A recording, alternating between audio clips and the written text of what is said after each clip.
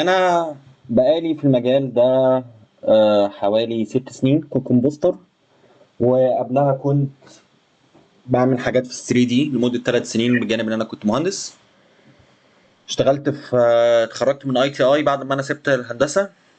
قعدت في اي تي اي سنة ورحت اروما سنتين، اشتغلت مع ماجد. مش مدة طويلة، 4 شهور. بعد كده سافرت مالطا سنتين. كده رجعت اشتغلت في مصر سنة. حاليا انا في المانيا بشتغل مع حاجات شركات لسه مش على وضع، على استحياء يعني.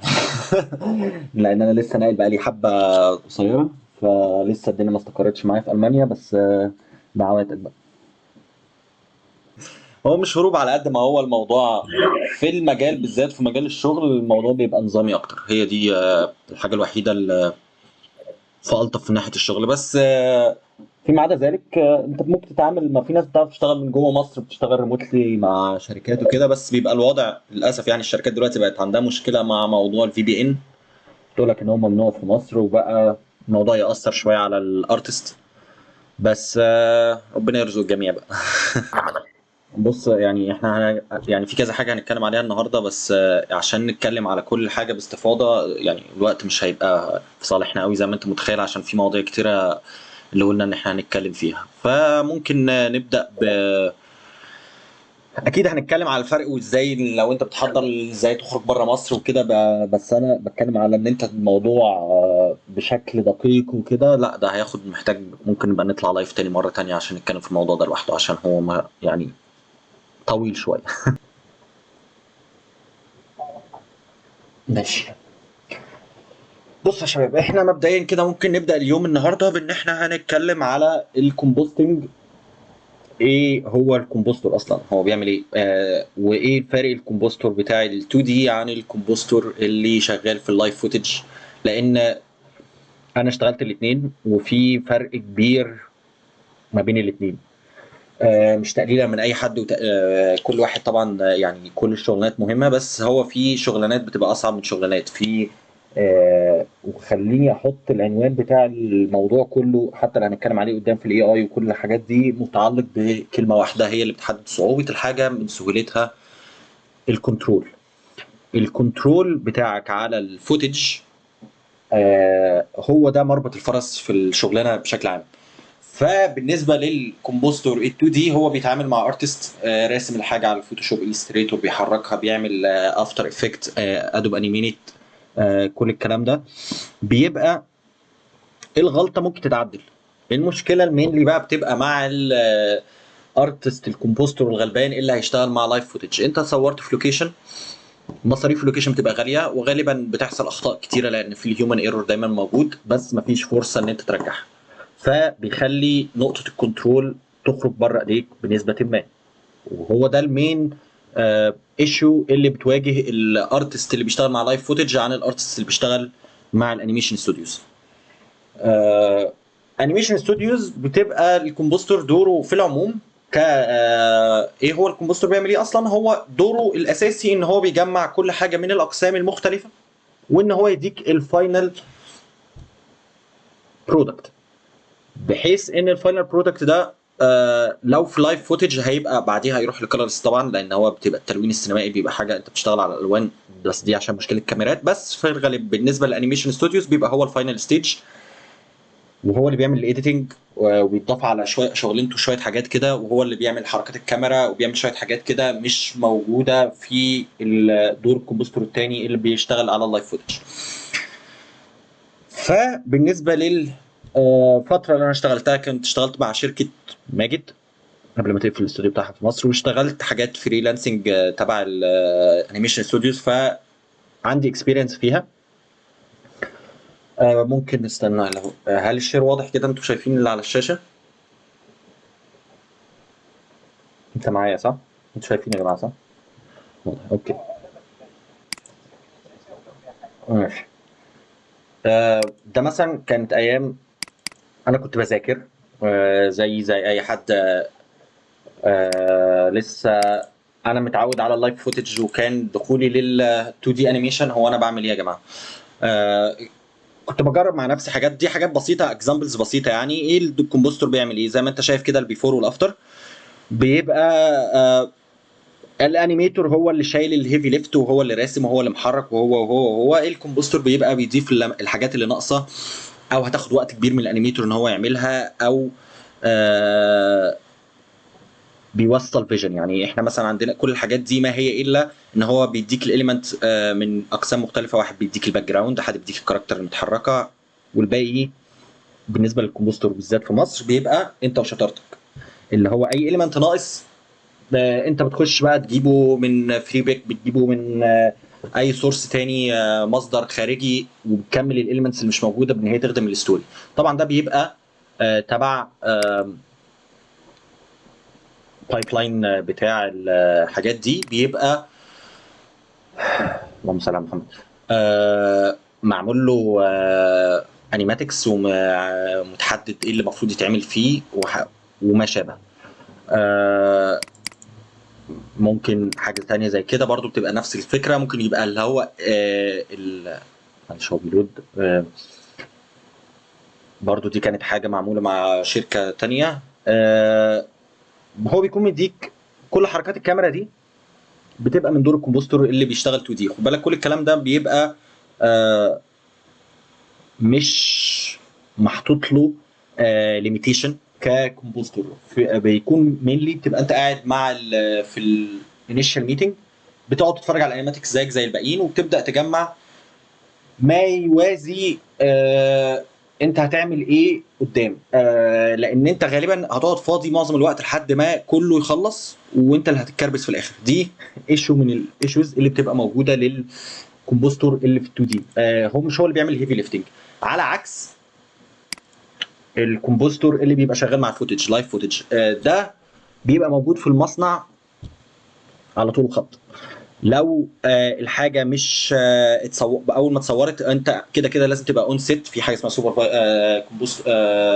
سوبرفايزر كومبوستر اون سيت. ممكن يبقى هو موجود هناك عشان يبدا يجهز الحاجه بشكل ما. فانت شغلتك بتبدا من بدري، مش لازم تكون انت، لان هي بتحتاج حد يكون عنده خبره في الاستوديو. بس شغلتك بتبقى موجوده من اول خط، من اول التصوير انت موجود بتشرف.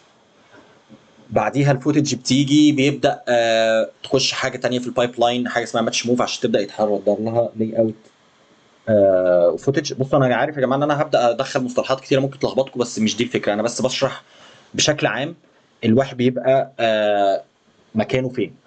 مكانك في الاول بيبقى في بعد وهو بتاع الماتش موف شغال، انت بتبقى شغال على التوازي، تحضيرات، تنظيف حاجات، تجهيز حاجات، بريبريشن، روتوهات، كينج. كل الحاجات دي بتبقى انت ستيل، حتى برغم ان مثلا معظم الفيلم هيبقى 3 دي سيت اكستنشن وحاجات كتيره، انت بتبقى بتحضر. واول ما الحاجه بتيجي وبتبدا الاقسام تطلع، انت بتبقى شغال. وطول ما الاقسام بتيجي وتعدل، انت بتبدا برضو تعمل. فهو ده برضو بيبقى لود كبير عليك طول الوقت، لان انت مفيش فتره انتظار. بعكس الكومبوستور لما بيبقى في انيميشن استوديو. في انيميشن استوديو الهيفي ليفت كله بيبقى على الانيميتور مينلي والباك جراوند ارتست، دول اللي بيكونوا شغالين على طول. وانت بتاخد، انا كنت مثلا وانا شغال مع ماجد كنت بخلص شغل حلقه كامله في يومين. لان مش تقليلا من الشغلانه برضو، عشان بس برضو الناس ما تفتكرش ان هي حاجه آه اقل. لا، هي الفكره بس ان انا كنت جاي من باك جراوند عنيفه شويه، وكنا اللي متعود على السبيد معين، اللي شغال على طول، اللي كده بالنسبه له لما يجي في ال 2 دي في كنترول انفايرمنت، نفس النقطه اي حاجه غلط في الكومبوزيشن تقدر ترجعها للارتست على طول، صلح لي دي، اعمل لي دي، بتاع كده. وتصليحها سهل جدا، ما بياخدش منك مجهود. بعكس الكومبوستور اللي بيبقى موجود في اللايف فوتج، لان هو ده الساحر بتاع الشغلانه. اليمنتس مش موجوده هيتصرف، مشاكل موجوده هيتصرف، قسم مش عارف يعمل، مش عارف، مش عنده وقت يعمل الشغلانه بتاعته، انت هتعملها بداله. لان انت ما ينفعش تبقى كومبوستور شاطر ويا دوبك تكتفي بان انت تبقى فاهم شغلانتك فقط لا غير. انت لازم تبقى معدي على البايب لاين كله، ودي حاجه هنتكلم عليها حاليا. انا حابب ان انا ابدا فيها عشان حتى الناس ما تبقاش تايهه. بس زي ما انت شايف كده على الديسكتوب عندي هتلاقي حاجات كتيره. حتى انا مش شاطر في كل الكلام ده عشان بس الناس تبقى ايه ده انت بتشتغل بكل دول؟ لا، انا عدت عليا فترات كنت بدرس الكلام ده، كنت بستخدمهم في حاجه، كنت بعمل حاجه صغيره. بس انت لازم تبقى فاهم كل واحد من دول اوله ايه واخره ايه، عشان انت اللي في الاخر اللي بتلم الشغلانه دي كلها، انت اللي بتلم ورا الناس دي كلها. خليني بس اشوف حاجه هنا، معلش.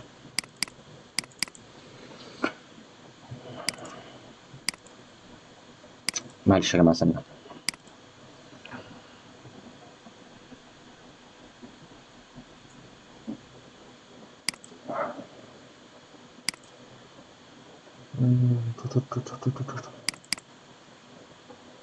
نو. ماشي.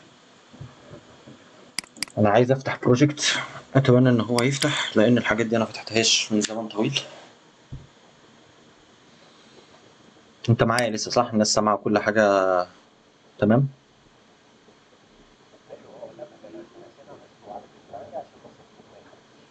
ماشي. طيب، قبل ما هو يفتح،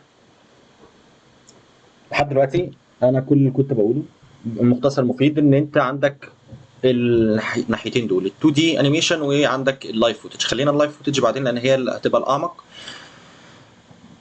او هي يعني معظم كاريري كان في اللايف فوتج. بس بالنسبه انا اظن ان في هنا انيميتورز كتير او ناس ليها علاقه بالانيميشن ستوديوز، فحابب ان انا برضو ايه اوريكم براكتيكالي. لو انت عايز تبقى انت في الكومبوستنج تيم، المتوقع منك ببساطه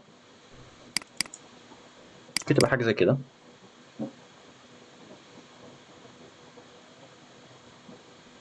حاجه زي دي آه كل اللي كان بيجي لك اليمنتس اللي هي الشخصيات الاصليه دي، وبيبقى انت مطلوب منك ان انت تعمل اضاءات، بيبقى مطلوب منك ان انت تعمل الكراودز، بيبقى عندهم لايبراريز، بيبقى عندهم حاجات انت بتبدا تستخدمها، بتبدا تمشي مع حركه الكاميرا والحاجات دي. ما بتبقاش هي مثلا الاساس، ما بيبقاش عندك اي حاجه غير انيماتكس. هم كانوا حابين يحركوا الحاجه ازاي وانت اللي بتبدا تتعامل مع كل المشكلات دي. بس هي ما بتبقاش مشكلات بشكل كبير لان انت آه، بيبقى ليك كنترول كده كده جوه البروجكت. ده هيشتغل.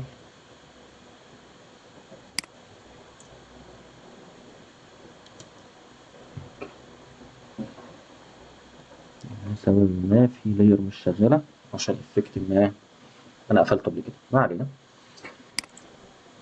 زي ما قلت كده بيكون جاي لك الحاجات منفصله، كاركترز، باك جراوندز، وكونسبت. احنا عايزين الاضاءات، عايزين الستيج تبقى منوره. انت بقى بتبدا تعمل حاجه الا وهي ان انت بتحاول تقلد الحقيقه. اللي بيحصل في الحقيقه في كرتون ممكن ما يبقاش كرتون، ممكن يبقى ب 2 دي، ممكن يبقى حاجه 3 دي، ممكن يبقى حاجه ستايلات كتيره قوي. فانت طبعا بتقدم حاجه ان انت بتحاول توصل العين البشريه متعوده عليه، الا وهو مثلا الافكت بتاع اللايت ده بيتاثر ازاي، بينتشر ازاي، بيديفيوز ازاي، بيأفكت كل حاجه ازاي. انت تقدر تعمل ده في ال 2 دي انيميشن اسهل شويه، لان انت في الاخر خالص عندك هيوج روم فور ايرور، ان ده في الاخر خالص كرتون، ان ده في الاخر خالص مش حقيقي، ان ده في الاخر خالص ساي فاي، ان ده في الاخر خالص عنده روم كبيره في ان انت تعدل عليها. انما لما بتيجي لللايف فوتج في الحقيقه ما بيبقاش عندك الروم دي خالص، بيبقى انت بقى محتاج تعمل اللي الكاميرا بتعمله كامله. خلينا نقفل كل دول.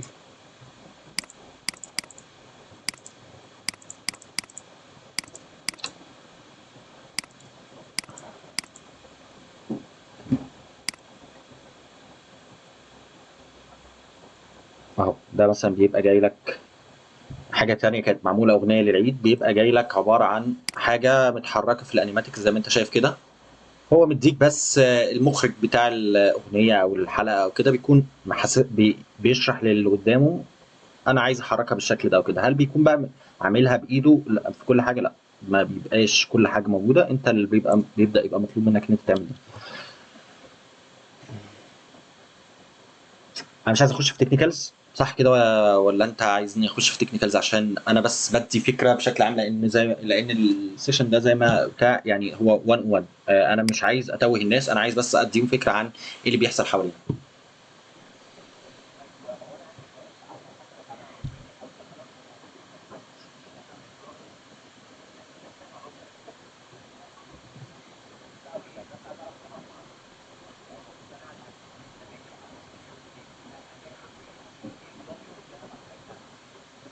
طيب انا هرد عليك، بس انا لقيت واحده كاتبه او حد كاتب انا شفت اوتوكاد عند حضرتك بيستخدم في حاجه عندنا.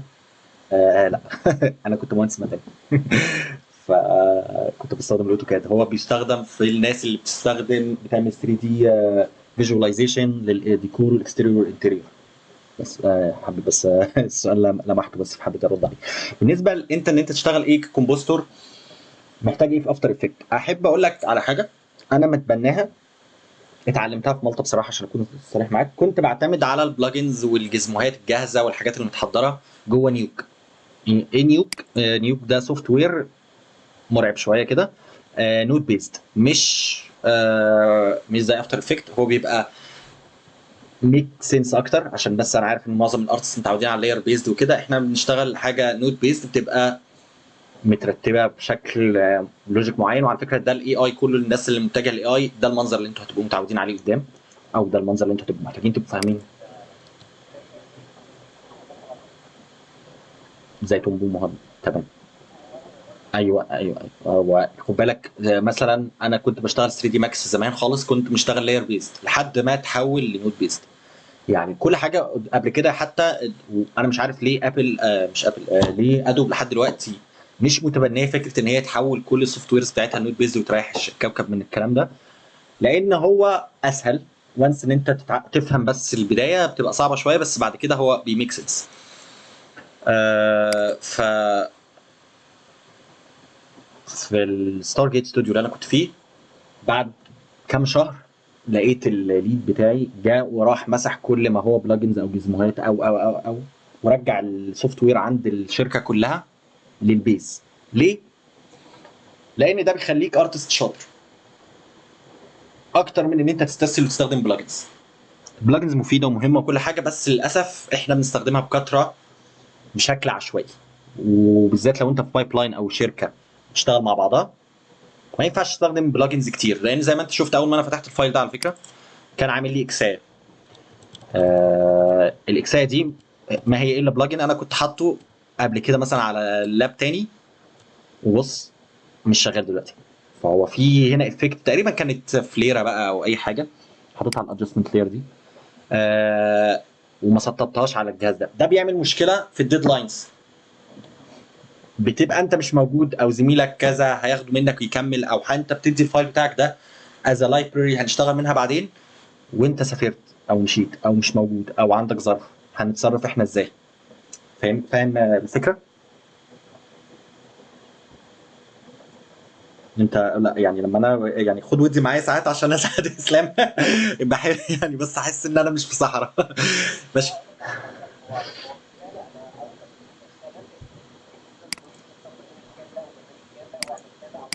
اه انا كنت بعمل كده على فكره. خد بالك انا عملت كده يعني مثلا بص. مم. بالظبط بالظبط بالظبط. عشان كده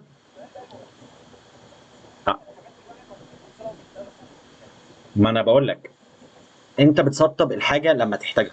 خد بالك انا لما كنت بشفت من نيوك لافتر افكت عشان اشتغل مع ماجد او غيره، انا ما كنتش عارف ايه البلجنز اللي موجوده. بس انا ارتست، انا فاهم انا عايز اعمل ايه. يعني انا عايز اعمل ريم لايت على هذا الرجل، عايز اعمل ريم لايت معين.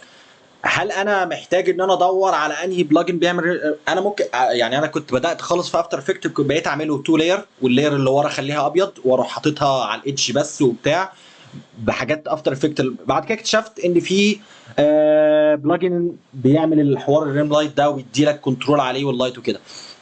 هل انت عطلت؟ لا انت ما عطلتش. انت كده كده عندك البيس اللي هي ان انت تعرف الكونسبت. انت لازم تبقى فاهم انت عايز تعمل ايه، وده اكسبيرينس. خد انا كان عندي ليد وانا في مالطا قال لي حاجه لحد دلوقتي انا ماشي يعني بقيت مقتنع بيها اكتر من اي وقت تاني. كان انا شخصيه عندها بزهق بسرعه، بالذات من معلومات انا سمعتها قبل كده او عارفها قبل كده او بتاع. وانا كنت من النوع اللي بيذاكر كل حاجه واي حاجه بلاقيها في وشي. آه، فبقعد اسمع توتوريالز من غير حتى ما اتابع مطبق معاهم، مجرد بس ايه بلاقي معلومه هنا، بلاقي معلومه هنا، بلاقي معلومه هنا. فكان لما كل حد يجي يقول لي مثلا اعمل كذا ولا بتاع، انا فاهم هو بيقول ايه، او بيجي يشرح حاجه انا فاهم اللي هو بيشرحه، فكنت بزهق. جالي مره ومش فاكر كان بيقول لي على حاجه وراح قال لي انت عندك نولج كتيره بس الاكسبيرينس عندك مختلفه. انت عندك نولج ما عندكش اكسبيرينس. قلت له يعني ايه؟ قال لي يعني انت عارف اللي انا هقوله وفاهم اللي انا هقوله بس ما عندكش اكسبيرينس بيه. اكسبيرينس ده الا وهو ان انت تبدا تطبق بايدك، لان مفيش كيس شبه التاني. انت عندك المعلومه 1+1=2، تيجي زي ما انت بتقول دلوقتي كده انا مطلوب مني طب انا هعمل ايه؟ طب انا اجيب الكالكوليتور منين اللي على اللاب؟ فاهم؟ هتبدا تكتشف مشاكل تبدا تحلها. آه، الكلام ده مش هيظهر ان انت اتفرجت على حد عملها في كيس واحده، الكيس الواحده دي ما بتتكررش. خد بالك في شغلانه الكمبوستر بالذات في اللايف فوتج صعب جدا تلاقي حاجه انت نفس الحاجه هي تاني، كل شويه الدنيا بتتغير، البروجكت كلها بتتغير. ف بتبدا انت كجونيور، انت خلينا مقتنعين مثلا معظم اللي ممكن يكونوا حاضرين هنا ممكن يكونوا ما كنت طالع من الافتر اخد وقت عقبال ما فهمته. هو ايه الكومنت؟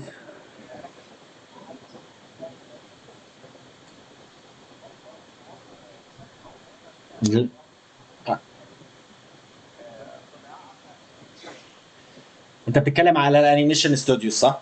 انت بتتكلم ماشي. ماشي، خلينا نعملها بقى واحده واحده عشان الناس هنا نعتبر حتى ان معظم الموجودين ناس ما تعرفش اي حاجه عن الاندستري خالص، وانا بنقي قسم الاقسام. انا عايز انيميشن، انا عايز ابقى ارتست باك جراوند ارتست، عايز ابقى كاركتر ارتست، عايز ابقى كومبوستر. ايه ابقى كومبوستر دي؟ كومبوستر ده تبقى ان انت بتاخد كل الحاجات الاليمنتس المختلفه اللي موجوده من الاقسام كلها وتدي الفاينل فيجن بتاعه المخرج للحلقه دي او الاغنيه دي او كده. ازاي بقى نعمل كده؟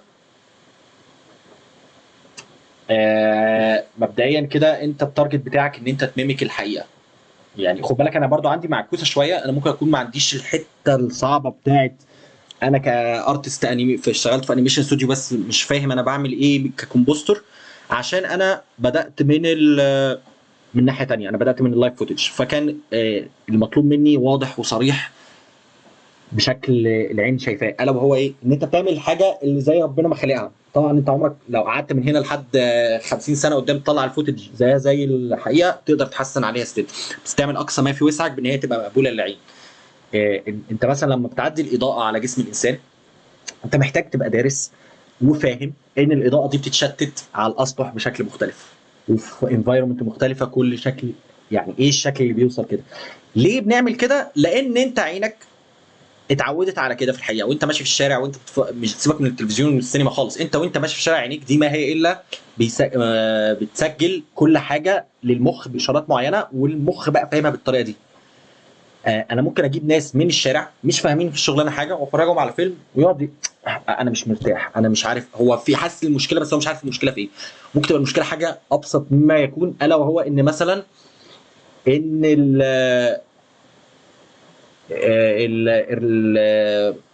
حاجه مثلا انا عايز اديها كونسبت بسيط، ممكن يبقى ان الكروماتيك ابريشن الا وهو ان الكاميرا لما بتصور بتبدا تفصل الريد شانل والبلو شانل والجرين شانل عن بعض عشان حصل حاجه معينه هو شايفها في نص الاليمنتس، بس نص الاليمنتس اللي انت ضفتها مش موجوده فيها الكروماتيك ابريشن ده. ايه الكروماتيك ابريشن عشان تبقى الناس فاهمه ايه هو الكروماتيك ابريشن؟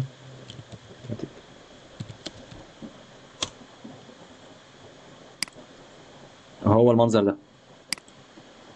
آه، هو ما ينفعش نكبر الصوره الجميله دي؟ اي صوره يا جماعه ايمجز اهو. اهو يا عم فيو ما بتكبرش ايا كان، ده الكروماتيك ابريشن يا جماعه في حاله ان انت مش فاهم.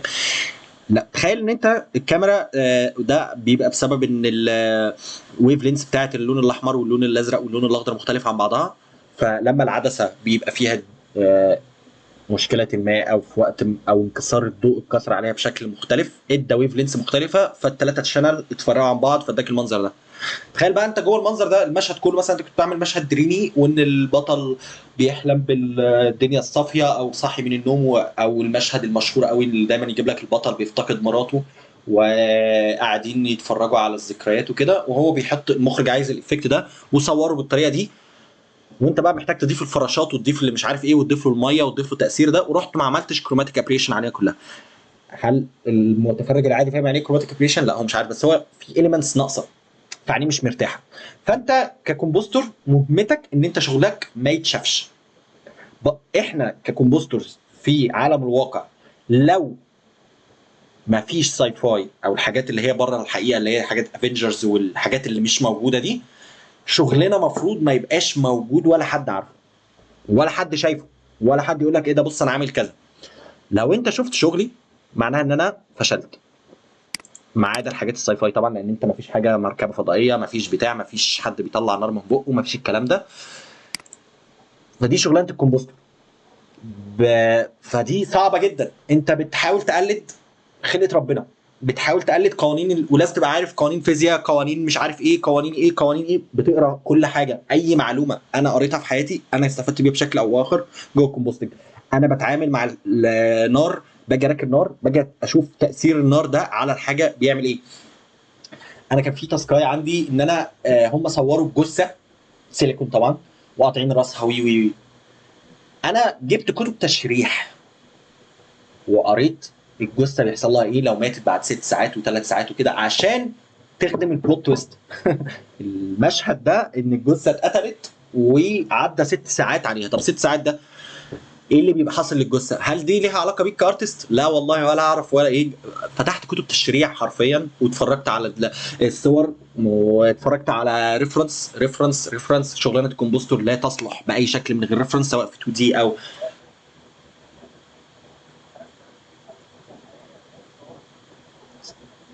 سيليكون. لا يا باشا عليها.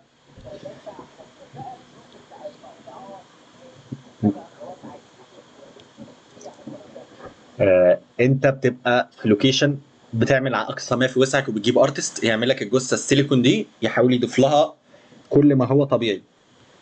هل انت تعرف تعمل جثه؟ طبعا مش هجيبه حد حقيقي بجلده حقيقي، ده جلد سيليكون. بقى عندنا مشكله، الجلد ده كل ما تقرب من بالكاميرا مش جلد حقيقي. تفاصيل الجثه في الاخر بتفضحك ليه؟ لان السيليكون ده بيعمل ايدجات شارب. يعني مفيش في جسمك كانسان كبني ادم ايدجات شارب الا في ضوافرك. تبدا حتى الضوافر مش شارب خد بالك يعني، بس هي يعني بتبدا كل الديفوهات بتاعت الهيومن ايرور بتظهر لما الكاميرا تقرب. حصلت غلطه في التصوير، الا وهي ان هم صوروا كانوا حاطين دم على الجثه وكده والدم نشف. راحوا قبل ما التصوير يخلص بشويه وراحوا صبوا دم تاني، فبقى عندك طبقتين لير دم. هل ده بيحصل في جثه حقيقيه مقطوعه راسها؟ لا. انت بتبقى عندك دلوقتي المشكله ان انت بقى هتصلح. ده اللي انا كنت بقول لك ليه الشغلانه بتاعت الريل اصعب حاجه. غلطه في التصوير شنيعه، دي غلطه شنيعه. انت خليت دم سايل على جثه يبقى 2 لايرز. في جثه بقى لها 6 ساعات المفروض الدم ده اتجلط بشكل معين او حاجه او كده، انت خليت فيه 2 لايرز اوف بلاد. دي مشكله مين اللي يحلها؟ الغلبان الكمبوستور اللي هو الويزرد بتاع الشغلانه. I'm so proud of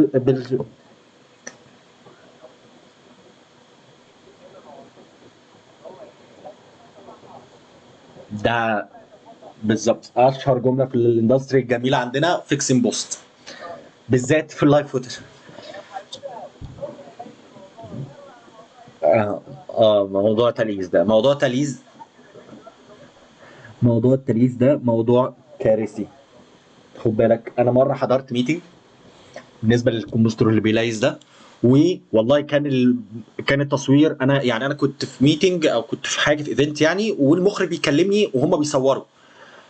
آه اضطريت اخش معاه فيديو كول بس عشان افهم المصور كان واضح ان هو بيعك الدنيا، كان كل بقى اصطلاحاته كذا كذا كذا وهو يبقى يليسها، كذا كذا كذا وهو يبقى يليسها. المخرج لغى الاعلان بسبب جمله يليسها دي. عشان بس انا فاهمك، هي كانت اعلان خارجي، وهو الراجل يعني ايه يليس؟ يعني انا دافع تصوير ودافع لوكيشن ودافع ممثلين وي وي وي، وانت بتقولي يليسها؟ الكومبوستر يبقى يظبطها كذا؟ يعني انت هو شايف، يعني هو بيشرح له ان احنا عشان احنا وقتنا قصير في اللوكيشن فاحنا هنليس في الكومبوستنج. طبعا الاعلان اتلغى. والراجل اعتذر لي، المخرج اتصل بيا اعتذر لي وقال لي انا اسف وشكرا ان انت لحقتنا، لان احنا كنا بنصرف فلوس في الاخر على الفاضي.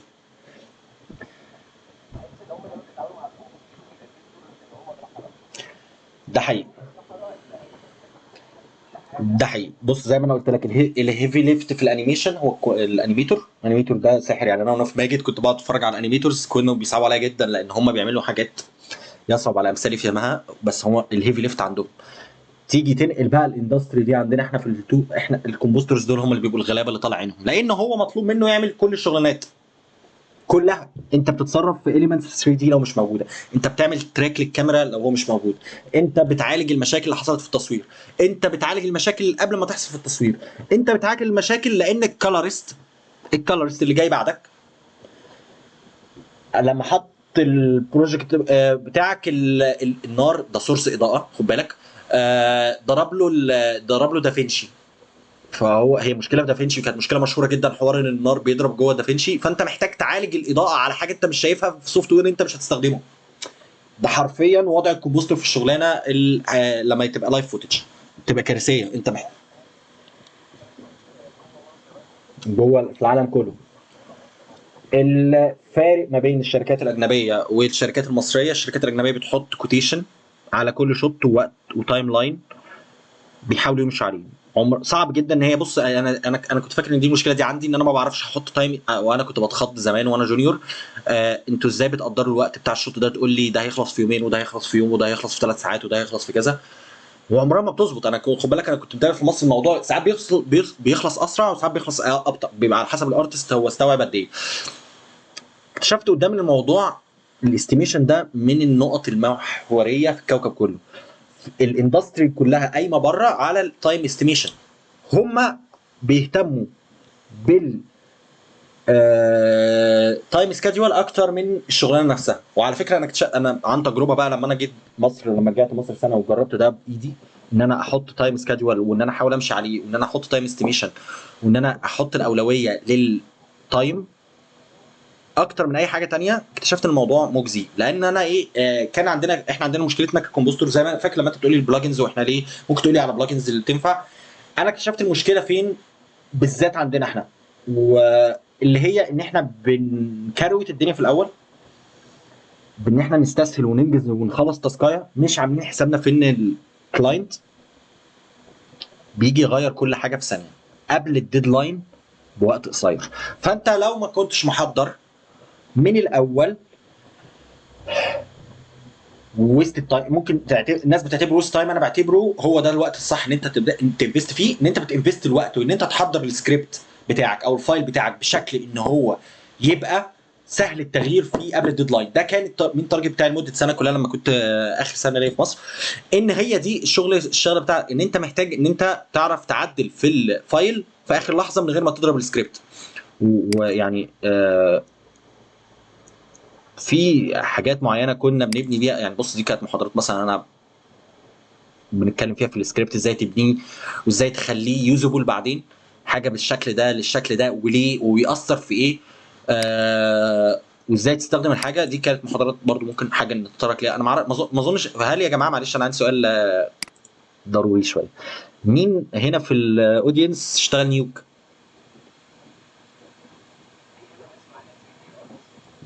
لا لا نيوك.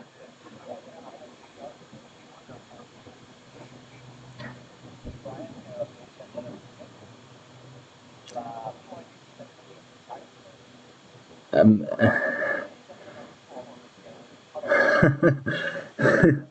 ماشي. انا دلوقتي هي هي هي اميره مجدي دفعتي. اصل ممكن تبقى اميره مجدي، اللي انا كان معايا اميره مجدي دفعتي في اي تي اي، فاظن لو هي انا عارفها شخصيا. هي غالبا اميره مجدي دي كانت دفعتي. بتوع 3 دي جمال. انا كنت شغال 3 دي فتره طويله. بتعلم نيوك حاليا مع كورس احمد خالد، انتقل من افتر نيوك لانه اهم في لايف. اشتغلت نيوك كلابي كده. ماشي. طب يا جماعه. آه معظم اللي هنا بنتعلم سينما 4 دي مع نفسي. كل الحاجات دي جميله والله. بصوا يا جماعه، خلينا بقى يعني انا بحاول اكسب وقت، يعني كل ده احنا بنتكلم كلام مش مترابط بشكل كبير. خليني ابدا اتكلم على البايب لاين عشان الناس بقى زي ما بقول لك كده، اللي عارف واللي مش عارف يستفاد. آه بالنسبه مم. الصوت بيقطع، انا اسف. انت صوتك بيقطع ولا انا صوتي اللي بيقطع؟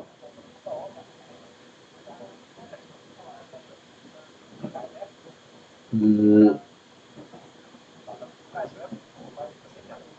ماشي. هو عامة يعني انا ما عنديش مايك.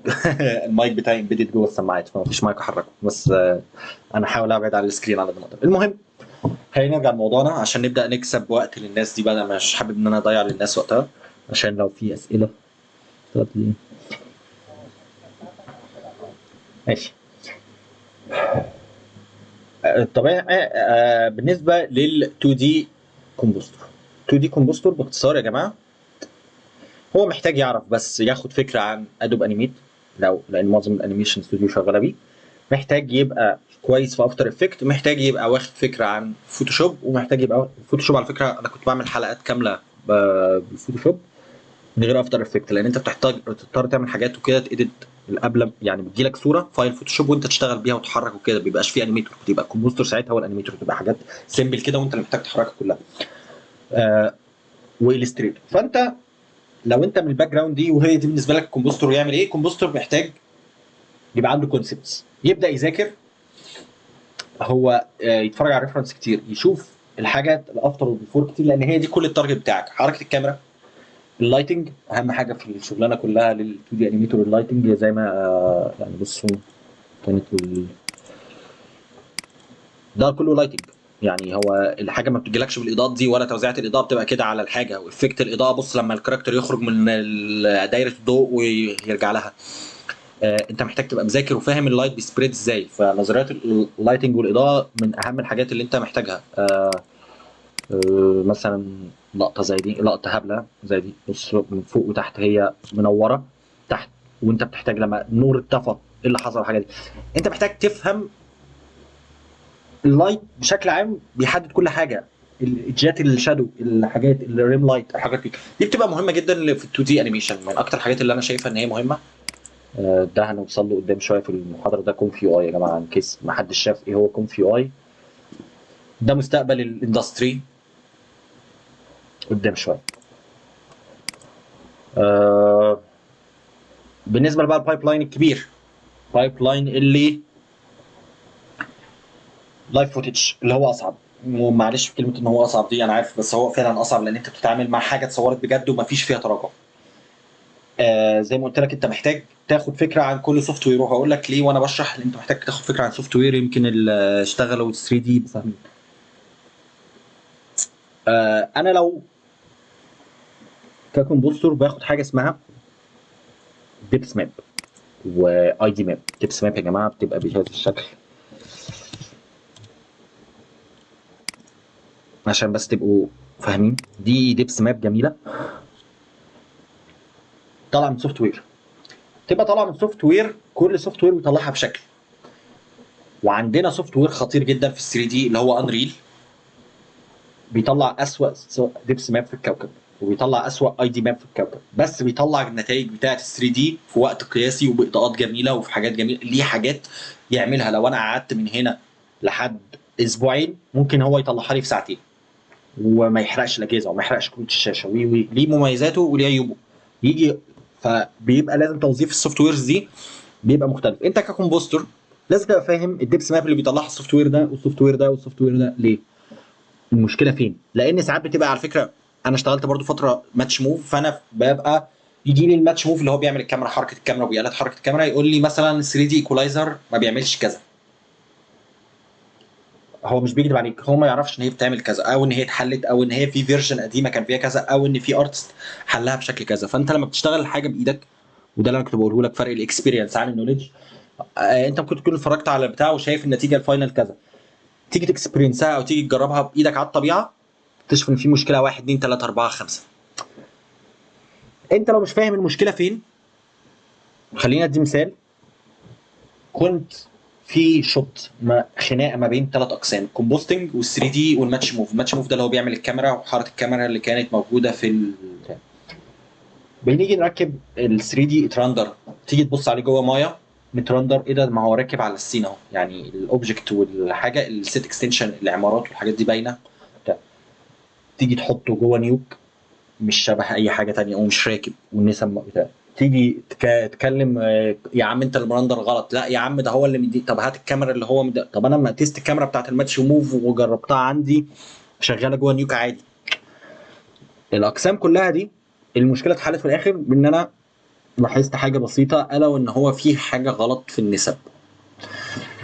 انا عمري ما كنت الاحظ الفكره دي غير ان انا اشتغلت شهرين ماتش موف، وكان في اللي بيعلمني ماتش موف في الوقت ده كان بيجي يقول لي في مايا قبل ما ترندر الكاميرا او قبل ما تحطها، خلي البيكسل اسبكت ريشيو بدل ما هي بيبقى الديفولت بتاعها 1.1 لسبب ما، خليها 1. خلي بالك من النقطه دي. المعلومه دي في وسط كل الديبيت ده انا قلت يا جماعه الاسبكت ريشيو دي مش مظبوطه. راجعوا الفايل اكتشفوا ان هم فعلا الترندر من غير ما تبقى الاسبكت ريشيو تتغير من 1.1 ل 1، يعني هو شغال عنده جوه السوفت وير هو شايفها مظبوطه. الفكره كلها في ان هو المعلومه دي انا يعني انا فاهم يعني ايه اسبكت ريشيو وفاهم كده، بس انا ما كنتش عارف ان هي جوه مايا الديفولت بتاعها كان بيرندرها ب 1. فاهم؟ انت فاهمني؟ انت فاهم المشكله اللي انا بتكلم فيها ايه؟ انا ككمبوستر او كطلق اقسام بيضيعوا وقتهم ما كانوش هيكتشفوا المشكله فين الا غير عشان انا صدفه ما خلتني اشتغل مع القسم ده لشهرين، فانا اكتشفت المعلومه دي لان انا جربتها بايدي. ده فرق بين الاكسبيرينس والنولج، عشان بس نبقى واضحين. بالنسبه للكمبوستر اللي ناوي يبقى كومبوستر في المجال اللطيف بتاع الفوتج، شغلانتك من امتع الشغلانات الموجوده في الاندستري. انا جربت ال 3 دي وجربت الماتش موف وجربت الكومبوستنج، وبقول لك شغلانتك اكتر ما اخد عليها بريشر، بس هي امتعهم. ان انت عمرك ما هتزهق، دايما عندك مختلف، دايما عندك مشاكل جديده، دايما عندك آه تحديات. ما خلاش مشاكل، لان هي زي مثلا حوار الجثه ده، زي ما بقول لك هم صوروا وبتاع وخلاص، خلت الموضوع عندي ممتع. انا مش مجرد بمسك جثه بحولها لحقيقه، انا ابتديت اقرا فعلا عن التشريح وعن اللي بيحصل، حاجه بره مجال، حاجه عمرك ممكن مثلا ما تخليك، ما فيش سبب يخليك تقرا كتب تشريح يا اسلام، صح ولا انت عندك سبب الا بقى لو انت سيريال كيلر وبتحاول تعرف تعمل ايه في المستقبل. ف الموضوع بيبقى عندك انت بتقعد تقرا عن حاجات عمرك ما هتقراها او محتاج تقراها، بس بتكتشف ان انت بتكسبيرينس الحياه من ناحيه شغلانتك، ودي حاجه انا شايفها ممتعه جدا. ما اعرفش لو الناس متفقه معايا في الموضوع ده ولا لا. البايب لاين في الشغلانه بيبدا كالاتي: عندك الناس الاون سيت دي، ما انصحش اي حد يبقى ناوي يخش المجال او يبقى اون سيت مره واحده، لان انت مش هتبقى عارف المشاكل بتحصل فين. انت محتاج تبقى تشتغل جوه استوديو 3 4 سنين بايدك، تبقى جربت عشان تعرف انت بتريح الارتست في ايه. لو انت جاي تشتغل كينج وبتحط الماركرات تاني، ممكن الناس تبقاش فاهمه كينج ماركرز دي. انت بتفرش الكروما ومش عارف الكروما بتعمل مشاكل فين، وعندك الارتست الماركرات دي الماتش موفر محتاجها، بس انت كارتست انا احط له ماركرات كتيره قوي عشان هو يعرف يتراك الشوت. بس بتكتشف ان في ممثلات كتيره بشعرها او شعر هايش او شعر ناعم او شعر مش عارف ايه بيعدي على الماركرات دي. الماركرات دي من احدى تاسكات الكومبوستور اللطيفه ان هو بيشيلها، بيعمل كل الماركرات دي مساحه ويخلي الشاشه كلها خضراء عشان نعرف نكومب بعد كده او نعرف نعمل ايدج تريتمنت بعد كده. فما ينفعش ان انت تبقى اون سيت وتشوف الكلام ده وتروح حد راح حاطط الماتش موفر، حاطط كل الماركرات دي، وفي ارتست بيخش الممثلات والممثلين بيعدوا عليها، وانت واقف دورك انت مش هتبقى فاهم المشكله فين. انت شايف الدنيا جميله، ده في ماركرات كتيره نتراكها، دي هتفيدنا في القسم الماتش موف، صح؟ هي هتفيد القسم الماتش موف، هتيجي تضرب معاك في الاقسام الثانيه. فانت محتاج تبقى اشتغلت ده فتره عشان تكتشف الاول انا المشكله فين وهتتعالج ازاي، وبتاخد وقت قد ايه. خد بالك انت ممكن تبقى شايف المشكله بعينك وتختار ان انت ما تعالجهاش. ليه؟ لان علاجها في الاونست ساعات بيبقى اغلى، ودي مربط الفرس عند المصريين، من ان هي تتعالج في الاستوديو. انت معايا يا اسلام صح؟ هو حد سامعني يا جماعه ولا انا خرجت من اللايف؟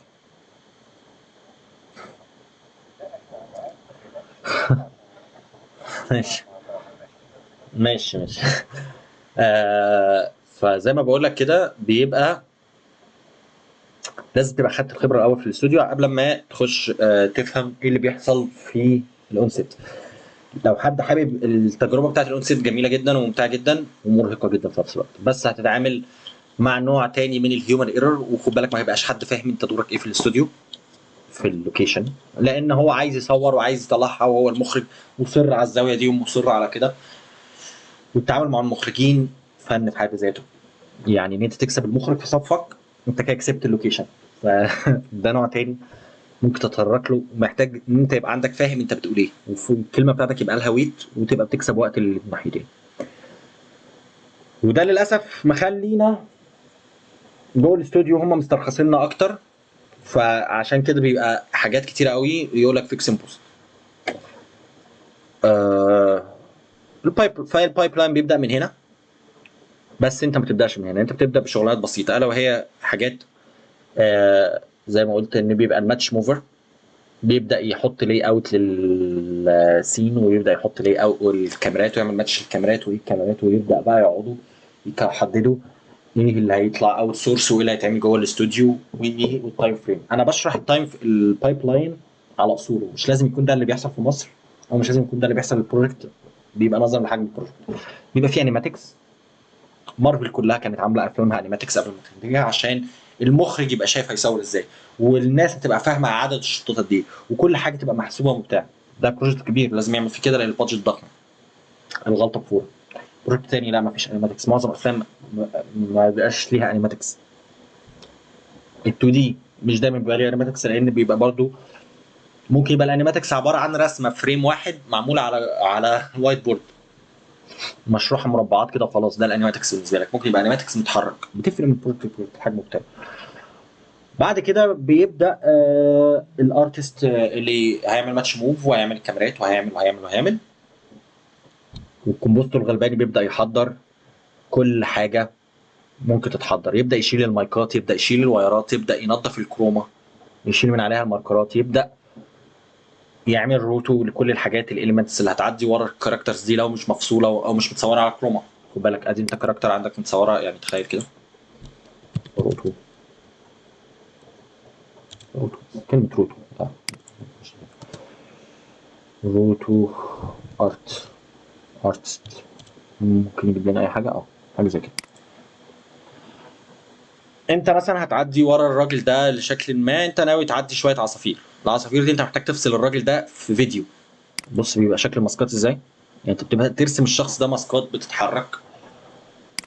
كل دي بتبدا تحدد انت هتعمل ايه روتو بايدك، لان هو ما اتصورش على كروما. تبدا تفصلها مانيوال. دي شغلانه بتبقى معظم الارتست في الكومبوستنج بيسيبوا الشغلانه بعدها. ونودي معظم الشطات دي الليد. الشغلانه دي بتبقى فريم باي فريم، ولازم الشيب اللي انت هترسمه ما يلعبش. اهم حاجه في الشغلانه واكتر حاجه بعد لما انت بتتقنها بتحن لها، لان انت دي حاجه مش بتبقى محتاجه تفكير. بعد ما انت بيبقى خلاص الماسل ميموري عندك، انت فاهم بتشتغل ازاي.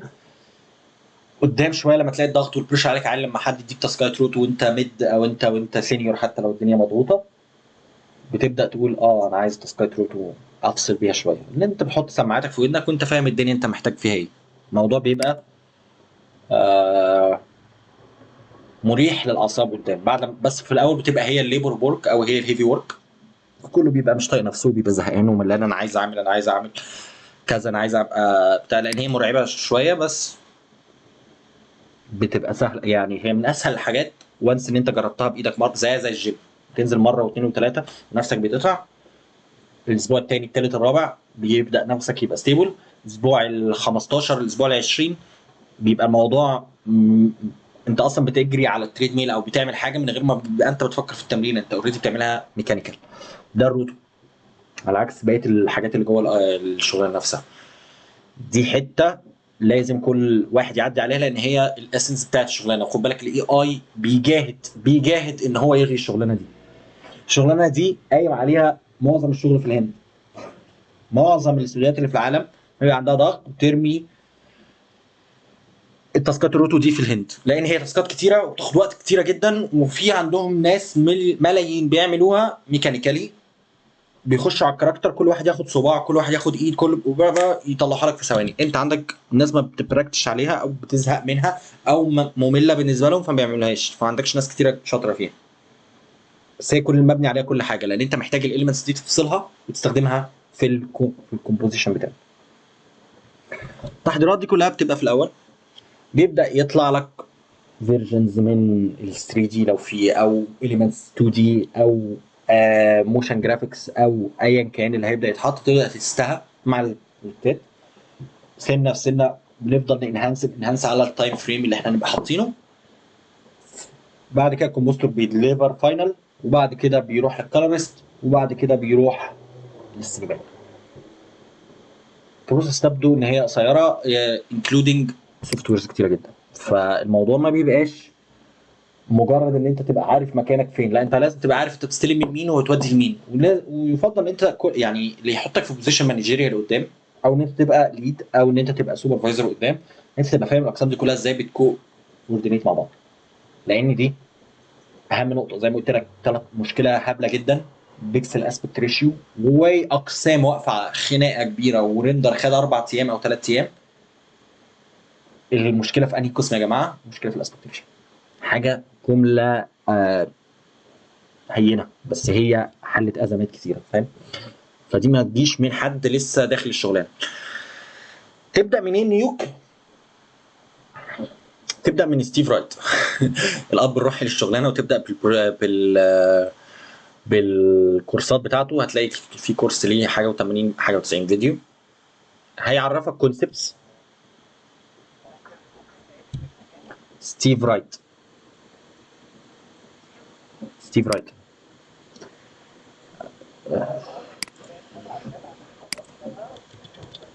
انا للاسف ما شفت ستيف رايت. اه اه كومبوستنج. انا ممكن، انا اظن ان هو كورس.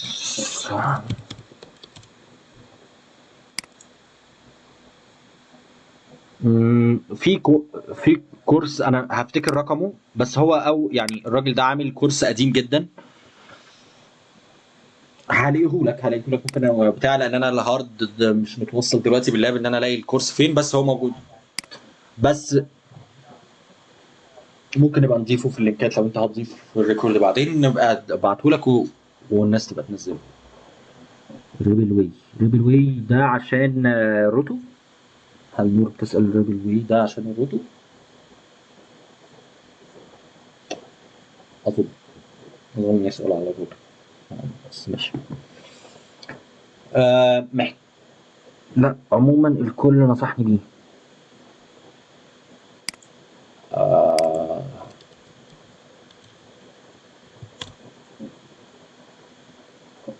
ريبل واي يعني هو عليه كورسات كتير، يعني في كل المجالات، هي مش الكومبوستنج بس يعني. كورسات ريبل واي ادفانسد. انا بقول لك لو انت هتبدا من الصفر، عايز تبدا كومبوستنج وريل فوتج يا جماعه، على نيوك من الصفر. نيوك السوفت وير الوحيد اللي سابق كل السوفت ويرز التانيين لحد يومنا هذا، ومريح. التغييرات ما بتبقاش شنيعه ما بين كل نيوك والفيرجن قبلها، لان هو في حته تانيه ستيبل عن كل السوفت ويرز التانيين. آه ابدا بكورس ستيف رايت لو انت جونيور كومبوستر. ولو انت ميد سينيور او سينيور وما شفتش اي حاجه لستيف رايت، اتفرج عليه هيفيدك والله. في معلومات كتير، الراجل ده قال كل حاجه تقريبا في الكورس ال1 بتاعه شرح النيوك كله، شرح كل الشغلانه بشكل مبسط طبعا في 90 فيديو. بس هو على الاقل هيحطك انت بشكل عام فاهم مش لازم تبقى كويس فيهم كلهم، خد بالك انت يعني بتقسم الشخص من جونيور لميد لسينيور بناء على ايه؟ هل السينيور بيعمل حاجه الجونيور مش بيعملها ولا بيعملها احسن؟ ده فرق السؤال. الجونيور المفروض يبقى الانترن هو اللي ما بيبقاش بيعمل كل حاجه، او انت لسه بتتعلم. الجونيور بيبقى بيعمل كل حاجه، بيبقى بيعمل روتو، بيبقى بيعمل كينج، بيبقى بيعمل آه كومب كامل، بيبقى يعمل سي جي ان هو انتجريشن، بيبقى بيعمل ريتاتش، بيعمل كل حاجه بس بيعملها بليفل معين. فانت بتبدا تديله الحاجات اللي على قده، التاسكايه اللي بتبقى مثلا سكرين ريبليسمنت، ما فيش حد بيعدي من قدام شاشه التلفزيون، شاشه ثابته، دي تاسكات جونيور. بس شاشه بقى في ايد واحد، شاشه موبايل واحد ماسك الموبايل وبيتحرك وبيعدي ايديه على الموبايل وبيعمل سوايب لا، دي تديها الميد. شاشه في اضاءات مش عارف ايه وحركه عنيفه لا، دي هتديها لسينيور. انت فاهم؟ يعني هي بتبقى نفس التاسكايه.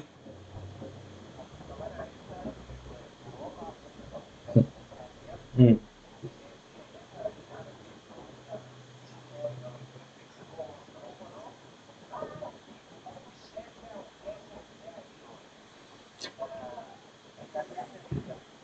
اقول لك حاجه، الناس عندها مسكونسبشن للاي اي. تحب ان احنا نخش في كلام على الاي اي دلوقتي ولا نكمل كلام على ان الاي اي ب...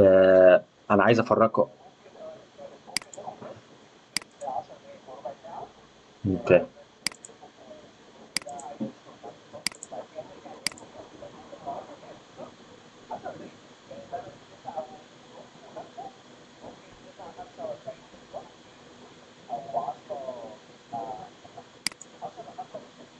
اوكي